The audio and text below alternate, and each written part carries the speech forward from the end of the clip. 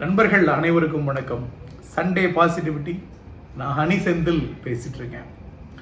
இன்னைக்கு மார்னிங் என்னாச்சு, என்னுடைய கண்ணாடி எங்கே போச்சுன்னு தெரில, தேடிட்டே இருந்தேன் ஆல்மோஸ்ட் ரொம்ப நேரமாக. எங்கே வச்சோங்கும்போது என்னோட சின்ன பையன் ஒரு இடத்துல தேடுறாரு, பெரிய பையன் தேடுறாரு, என் ஒய்ஃபு, என் அம்மா எல்லா இடமும் சுற்றி தேடிட்டு இருக்காங்க.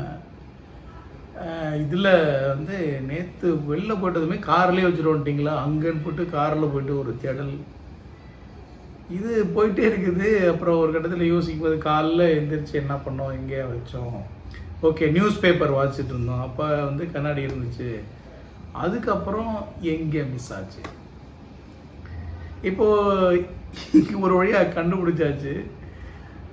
இதே ஒட்டி வந்து ஒரு முல்லா நசுருதீன் அவர்களுடைய ஒரு கதை ஒன்று இருக்கு. அவர் வந்து இரவு நேரத்தில் சாலையில் வெளிச்சத்துக்கு கீழே தேடிட்டே இருப்பார். அவர் ரொம்ப நேரமாக தேடுறதை பார்த்து அங்கேயும் பக்கத்தில் இருக்கவங்க என்னடா ஏதோ தேடிட்டு இருக்காரு அப்படின்னு சொல்லி பார்க்க வருவாங்க. வந்து அவர்கிட்ட கேட்பாங்க, என்னாச்சுங்க, என்ன இல்லை சாவியை தொலைச்சிட்டேன் தேடிட்டு இருக்கேன். அப்படியா, சரி நம்ம அவருக்கு ஹெல்ப் பண்ணுவோம்னு சொல்லி தேடுவாங்க. அப்புறம் இன்னும் 2-3 பேர் வருவாங்க. நிறையா பேர் வந்து சரி சாவி தொலைச்சிட்டாராமேன்னு தேடிட்டே இருப்பாங்க. அதில் ஒருத்தர் கேட்பார், இங்கே வந்து பெரிய ஏரியாவாக இருக்குது இந்த வெளிச்சம், எந்த இடத்துல விட்டீங்கன்னு சொன்னீங்கன்னா அந்த இடத்துல நம்ம தேடினோம்னா கண்டுபிடிச்சிடலாமே அப்படின்னு கேட்பார். அதுக்கு முல்லா சொல்லுவார், இல்லை என் வீட்டில் அதை தொலைச்சிட்டேன், அதான் தேடிட்டு இருக்கேன் இங்கே அப்படிம்பாரு. ஏங்க வீட்டில் தொலைச்சிங்கன்னா வீட்டில் தேடாமல் இங்கே தேடினா என்ன பண்ணுறது? அதுக்கு முல்லா நசுருதீன் சொல்லுவார், வீட்டில் வெளிச்சம் இல்லை, இருட்டாக இருக்குது, இங்கே தான் வெளிச்சமாக இருக்குது, அதனால் இங்கே தேடுறேன் அப்படிம்பார். முல்லா நசுருதீனோட கதைகள் வந்து எப்போவுமே நமக்குள்ள நிறைய சிந்தனைகளை கிளறிவிடக்கூடிய விஷயங்கள். ஒரு பெரிய ஞானி. நாம் ஒரு பொருள் தொலைஞ்சு போனுச்சுன்னா தொலைஞ்ச இடத்துல தேடாமல் வெளிச்சமாக இருக்க இடத்துல தேடுற மாதிரியான மனநிலையில தான் நம்ம வாழ்க்கை முழுக்க இருக்கோம். முக்கியமாக நம்ம சந்தோஷமாக இல்லை, எனக்கு மகிழ்ச்சி இல்லை வாழ்க்கையில் அப்படின்னோடனே அந்த மகிழ்ச்சியெல்லாம் நம்ம வெளியில் போய் எங்கெங்கேயோ தேடிட்டு இருக்கோம்.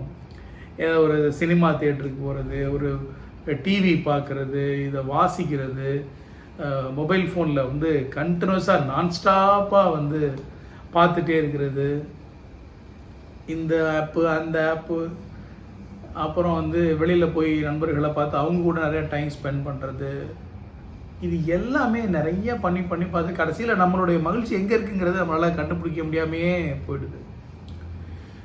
இந்த உலகத்துக்கு நம்ம வரும்போது நாம் ரொம்ப மகிழ்ச்சியாக இருந்தோம். எந்த ஒரு விஷயமுமே இல்லாட்டி கூட நம்ம சந்தோஷமாக சிரிச்சுட்டே இருந்தோம் குழந்தையாக இருக்கும்போது. அந்த மைண்டு கொஞ்சம் கொஞ்சமாக கரப்ட் ஆகி இது எல்லாமே வெளியில் இருக்கிற ஒரு விஷயத்தினால நமக்கு கிடைக்குதுன்னு நம்ம யோசிக்க ஆரம்பிச்சிடும். இது எல்லாமே இருக்கிற இடம் நமக்கு உள்ளதான். நாம் வாழ்க்கையில் ஒவ்வொரு நாளும் நம்ம கூட நம்ம என்ன டைம் ஸ்பெண்ட் பண்ணுறோம் அப்படின்னு யோசிச்சு பார்த்தோம்னா பெரும்பாலான நண்பர்களுடைய விடை சைஃபர் அப்படின்னு சொல்ல முடியும். ஏன்னா ஒரு ரெஸ்ட் ரூம் போனால் கூட மொபைல் ஃபோன் எடுத்துகிட்டு போயிட்டு அங்கே ஏதாவது பார்க்குறது, எங்கேயாவது ஒரு இடத்துல உட்காந்துட்டு என்ன பண்ணுறதுனே தெரில, நம்மக்கிட்ட ஒரு மொபைல் ஃபோன் கூட இல்லை, இது எதுவும் பார்க்க முடியலன்னா அப்படியே தலை பிச்சுக்கிற மாதிரி என்ன பண்ணுறதுன்னு தெரியலையேங்கிற மாதிரியான மனநிலையில் தான் நம்ம வாழ்க்கையை நம்ம அணுகிறோம். நாம் ஒரு விஷயத்த நமக்கு உள்ளே தேடணும் அப்படிங்கிறதா இதில் நான் சொல்ல வர்ற விஷயம். அடிப்படையாக முதல்ல நமக்கு அது வந்து ஒரு ஒரு சூனியம் மாதிரி இருக்கும். அதுக்கான நேரடியான விடைகள் நமக்கு கிடைக்காது. ஒரு தனிமை, ஒரு பயம், இது எல்லாமே வெவ்வேறு ரூபத்தில் வந்து நம்மளை கன்ஃபியூஸ் பண்ணும். பட் ஆழமாக யோசிச்சு பார்க்கும்போது ஜீனியஸ் இஸ் இன்சைட் யூன்னு சொல்கிற விஷயம் மாதிரி நமக்கு உள்ளதான் எல்லா விஷயங்களுமே இருக்குது. நாம் நம்ம கூட டைம் ஸ்பெண்ட் பண்ணணும். அதுக்கான அற்புதமான வழி, அமைதியான இருக்கிற நேரத்தில் கண்ணை மூடிய உட்காந்து நம்ம சிந்தனைகளை நம்ம பார்த்தாலே போதும், புதிய புதிய வெளிகள் நமக்கு கிடைக்கும். காந்தியோட வாழ்க்கையில் கூட அவர் சில விஷயங்கள் அவருடைய சத்திய சோதனையில் சொல்கிறாரு. நான் பெரிய ஒரு ப்ராப்ளம் இருக்கும், பிரச்சனை இருக்கும், அப்போ நான் வந்து அமைதியாக நான் உட்கார்ந்தேன் அப்படின்னா என்னுடைய மன ஓட்டத்தில் அது எல்லாத்துக்குமான பதில் கிடைக்குது அப்படின்னு சொல்கிறாரு. நம்ம வாழ்க்கைக்கான சந்தோஷம், நம்ம இருப்புக்கான அந்த ஒரு பர்பஸ், இது எல்லாமே நமக்கு உள்ளதான் இருக்கு. அதை வெளிப்படுத்தக்கூடிய இடம்தான் வெளியில் நம்ம தேடணுமே தவிர அடிப்படையான நோக்கத்தையே நம்ம வெளியில் தேடிட்டு இருந்தோம் அப்படின்னா நம்ம வாழ்க்கையில் மகிழ்ச்சி இருக்க மாதிரி இருக்கும். ஒரு அரிதாரம் பூசிட்டே இருப்போம், ஒரு முகமூடியோடையே நம்ம வாழ்ந்துட்டு இருப்போம். நம்ம யாருங்கிற அந்த ஒரு உண்மையான ஒரு ஒரு ஒரு ஒரு ஃபீல் நமக்கு கடைசி வரைக்கும் கிடைக்காமே போயிடும். நம்ம சந்தோஷம் மகிழ்ச்சி எல்லாமே நமக்குள்ளே தான் இருக்குது. அதை மட்டும் நாம் நம்ம கண்டுபிடிச்சிட்டோம் அப்படின்னா ஒவ்வொரு நிமிஷமும் நமக்கு மகிழ்ச்சியாக தான் இருக்கும்.